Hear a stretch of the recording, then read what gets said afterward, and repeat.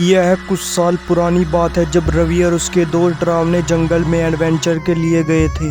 जंगल के बारे में लोग कहते थे जंगल में किसी अजीब साए का आवास है और लोग कहते थे जिसने भी उस अजीब साए को देखा है वह कभी वापस नहीं लौटा है।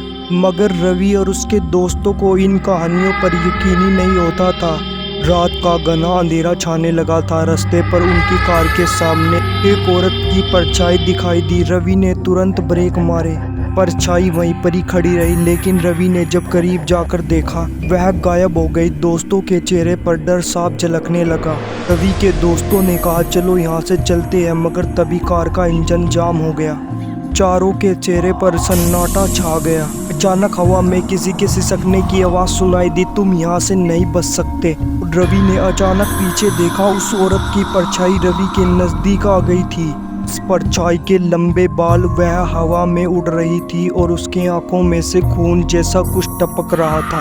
फिर रवि के दोस्त भागने लगे, मगर रवि अपनी जगह जकड़ा हुआ खड़ा था।